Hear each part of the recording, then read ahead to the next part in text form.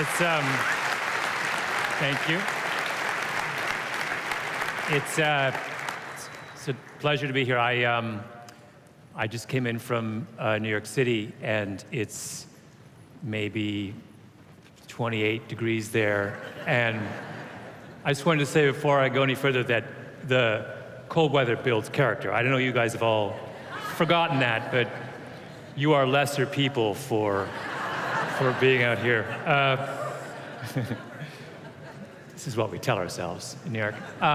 So I wanted to talk about a puzzle. It's a puzzle that I came across when I was writing my book, David and Goliath, and which I think is really relevant to this topic of transformation, about what it means to transform and what it takes to transform an institution or a business or an individual. And the puzzle is what I call the weapons of the spirit problem. And it's one I think we need to understand and deal with if we're going to tackle these questions of transformation. And I think it applies in a number of different areas, but I thought I would start with a story from the military. In the 1960s, in the beginning of the 1960s, the Pentagon got together a panel of eminent historians and asked them to look at several hundred years of battles between very, very powerful countries and very, very small countries. They were about to enter into the Vietnam War, and they wanted to get some sense of how those kinds of conflicts worked. How did they tend to turn out? And what were the conditions and factors that determined the course of those kinds of asymmetrical conflicts? So the historians went off for several years, and they came back and they issued a report called the Oregon Trail Project. And it filled 7 volumes. And their conclusion was that these kinds of battles between very large countries and very small ones turned ultimately on psychological and not military factors. The battle was not won by the country with the most troops and the most guns and the most money. It was won by the country that wanted to fight the hardest and longest, that cared the most, that was willing to persevere, right? And if the large country neglected this fact and relied entirely on military operations, they would lose. Now, this has subsequently been confirmed by all manner of studies that have looked at, some historians and political scientists have done these databases of battles between countries where one country is at least 10 times the size of the other. And what they discover is that if the little country in that kind of conflict decides to fight unconventionally, to use guerrilla warfare, to rely on perseverance and discipline and guts, they will win 64% of the time, right? That's astonishing. You look at, that's a database based on hundreds of conflicts over the last several hundred years. I would point out, because I'm Canadian, I don't know if you know this, I'm Canadian, Canada is 1/10 the size of the United States. So if you guys invade us and we choose to fight unconventionally, we'll win. Or at least the odds are, just keep that in mind. Unless you get a little bit rebellious over the next. In other words, what's in here, what's in your heart, is much more important than what's in your hand when it comes to fighting a battle. Now, I don't think this should be a surprise, because we see the same pattern in all kinds of walks of life. Let me give you another example. I don't know how many of you are football fans. I'm a big football fan. This next little section's only relevant if you are a football fan. But you know, before any quarterback is drafted into the NFL, he's given what's called the Wonderlic test. It's an IQ test. And it's not the same IQ test we all took when we were young. It's for football players, but it's a little bit shorter. But still, it's doing the same general thing. And the reason we give it to quarterbacks is that people think that your intelligence is a reasonable predictor of how well you will play that position in the National Football League, right? Because playing quarterback is incredibly cognitively complex. You have to master a huge number of plays, and you do all kinds of, so they think, look, it's important to know someone's IQ if you want to know whether they're going to be a good NFL quarterback. All right, so what is the correlation between IQ, high IQ, and success at playing quarterback? It's a very good question. Well, I'm just going to read you a list of the 5 quarterbacks who have scored among the lowest scores ever recorded on the Wonderlic. The Wonderlic is out of 50. All of these guys scored less than 20. You get 15 points for signing your name, just to put this in perspective. Okay, so these are the 5 lowest scores of all time. Randall Cunningham, Donovan McNabb, Jim Kelly, Dan Marino, and Terry Bradshaw. Now, I have, for those of you who are not football fans, I've just named 5 of the greatest quarterbacks of all time. Now, does this mean that being smart is irrelevant for playing quarterback? No, of course not, because I can also give you names of quarterbacks who have scored really well and who are really brilliant. Peyton Manning scored really high. So did Tom Brady. I mean, there's Aaron Rodgers. These are all guys who scored at the upper end. And each one of those cases, it's clearly relevant. If you are someone of advanced intelligence, it helps you on the football field. But what do those 5 names say? They say that there are other things more important than intelligence. That courage and resilience and leadership and effort are all things that ultimately account for more than the number of IQ points that you have, right? You know, if I went around this room and I asked every one of you to account for why you've achieved what you've achieved in this world, I am quite convinced that not a single one of you would name your SAT score as a reason why you've done what you've done, right? No, you would come back and you would say, no, it's because of things that are in my heart. That's why I've been able to do what I've succeeded at doing. And then, of course, there's the story I'm going to talk about in much more detail this evening, the story that served as the inspiration for my last book, the story of David and Goliath, right? Goliath is the mightiest warrior in all of Palestine, but David fells him with one shot from his sling. And why does David do it? Why is he capable of winning this extraordinary victory? Well, first of all, because he has the imagination to understand that he can bring a sling to a sword fight, right? It occurred to no one else. 2, he has the courage. He's the only guy on the Israelite side who isn't terrified of this enormous giant. And thirdly, and most importantly, because he has the Spirit of the Lord in his heart. He's got faith, right? And the combination of imagination, courage, and faith make him the mightiest warrior on the battlefield. Make him an unstoppable force, right? All of these examples I've given you are examples of the extraordinary power of the weapons of the Spirit. So here's the puzzle. If weapons of the Spirit are so crucial in winning battles, in felling giants, in playing quarterback position well, why do we dismiss them so easily? Because we do. What did the Pentagon do after they got that 6-volume report saying, no, what really matters in winning battles is what's in here? They ignored everything it said and went and tried to fight a battle in Vietnam based just on the number of troops they had and the number of planes they were flying in the air, right? What happens today when you go to the NFL at draft time? Well, all of the general managers pay extraordinary attention to the score of the quarterbacks they're drafting on the Wonderlic test, even though 5 of the greatest quarterbacks of all time barely scored above signing your name on that particular test, right?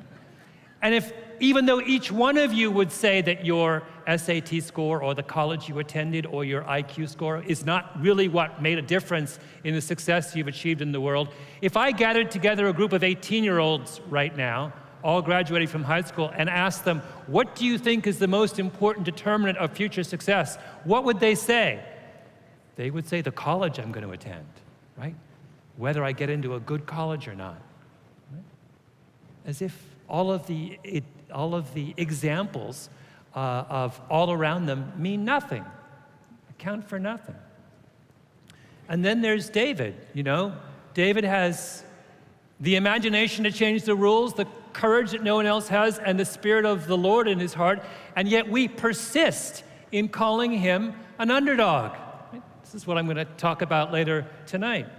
Why is he the underdog if he has the weapons of the Spirit on his side? There's that lovely verse in 1 Samuel 16, which I use as the beginning quotation in my book. Do not look on his appearance or on the height of his stature, because I have rejected him. For the Lord does not see as mortals see. They look on the outward appearance, but the Lord looks on the heart. There is a reason that verse says what it does, and that is because we make that mistake all the time. It's telling us you make this big error when you make sense of the world.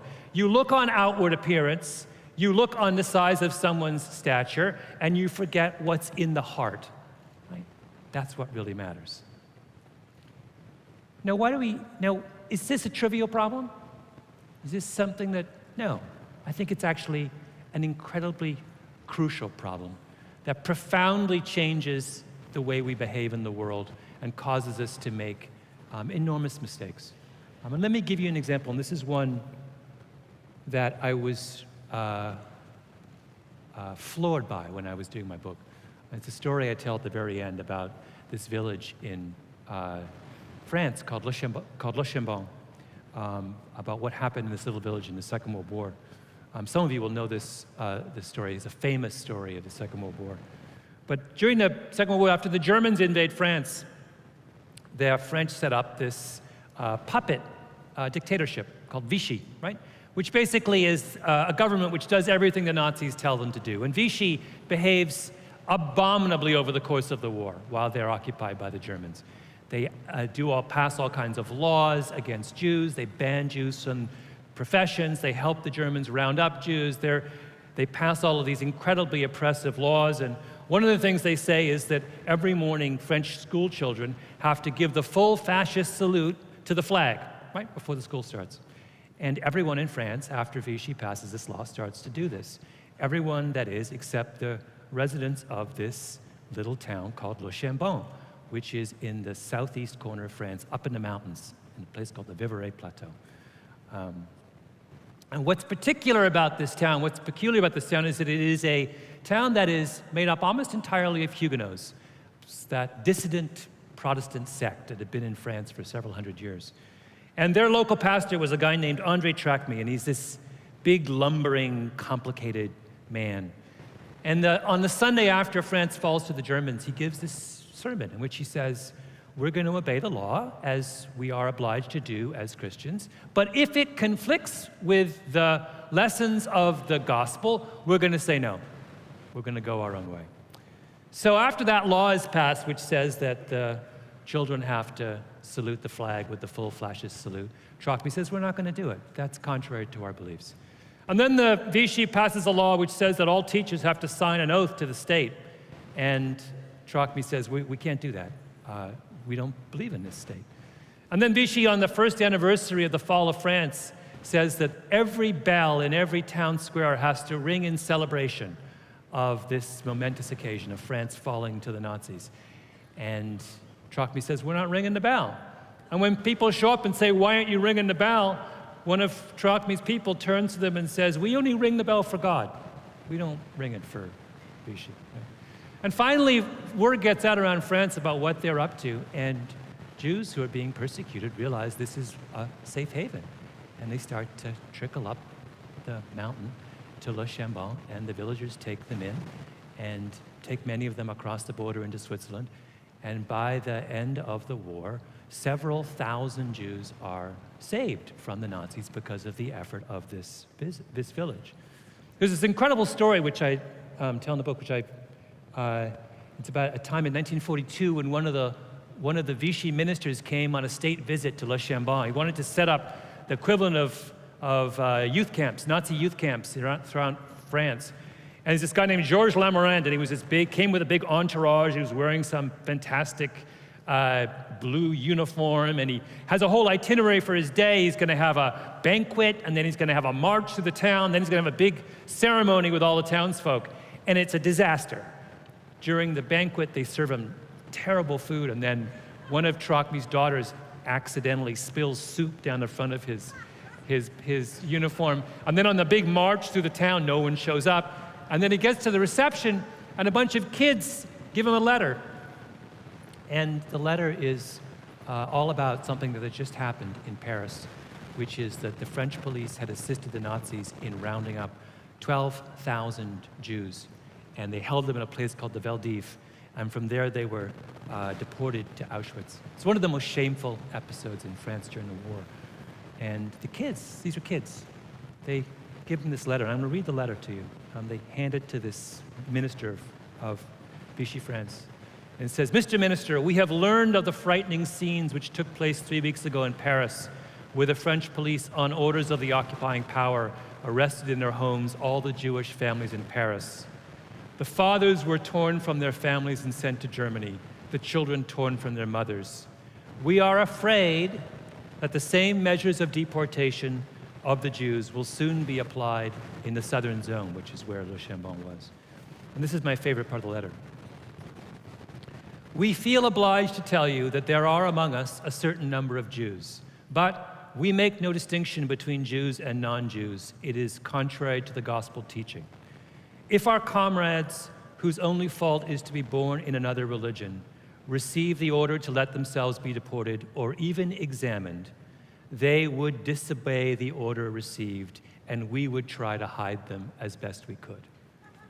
A bunch of kids stand up in front of the official of the Vichy government, the government representing the Nazi regime, and basically say, "We have Jews here, you're not getting them." Right? Now, that's an extraordinary thing. This is 1942. They are standing up to the Nazis. And what is everything we know about the Nazis at that point? That the Nazis are just about the most ruthless army that anyone has ever seen. They have shown on numerous occasions that when people defy them, they simply murder them. And yet here is this little town who have the courage to stand up to the Nazis and say, "We're not playing along." Now, where does that come from, that courage? Well, the answer is that the Huguenots of Le Chambon had an extraordinary past. They had been persecuted for 200 years in the 17th and 18th century. Their members had been rounded up and the pastors had been executed and their children had been taken from them. Their wives had been locked up in prison. Their religion had been banned. They had been driven underground. They had been subjected to just about the most horrendous series of oppression that any group had ever been subjected to. And what had they learned? They had learned that even in the face of that kind of extraordinary hardship, their God had protected them. They had survived. Some of them had died, they had suffered, they had been driven underground, they had been forced to flee to Switzerland, but they were still around. They'd made it. They had discovered that faced with just about the most horrendous kind of oppression, if you lived by your wits and you had faith in your God and you believed in the weapons of the Spirit, you would be fine. So they looked at the Nazis and they said, "We've been through this before, right? These guys can't scare us." There's an incredible quote from Andrei Trocmé's wife. She says that when the first Jewish refugees showed up at their door in the winter of 1941, knocking on the door, and she opened the door and said, "Of course, come in." And she said later that it never even occurred to her to say no. And she said, "I did not think that it would be dangerous. Nobody thought of that." That's a measure of how extraordinary these people were. It didn't even occur to them to think that by taking in Jews in 1941, they were putting themselves at risk. Now, here's the incredible thing, though. The Huguenots are not the only committed Christians in France in 1941. There are millions of Christians in France in 1941 who worship exactly the same God, who sing the same hymns, who read the same Bible, who are in every way indistinguishable from the Huguenots. But those people don't take in Jews. Those people don't defy the Vichy regime. And why not? Because those Christians didn't realize just how powerful their faith made them. They didn't understand just how extraordinarily important and powerful the weapons of the Spirit really are. They made the mistake that I think we all make when it comes to making sense of the world we live in, which is we underestimate just how incredibly transformative this is, the stuff in our hearts. So that's my very simple lesson to all of you when you think about what it means to transform a business. And that is that transforming a business is no different from any other kind of transformation. And that is, it's not about what's number of IQ points in your head. It's not about what you hold in your hand. It's not about how much money there is in your wallet. It's about here, right? It's about whether you understand just how extraordinarily powerful the kinds of things that reside in our heart really are. Thank you.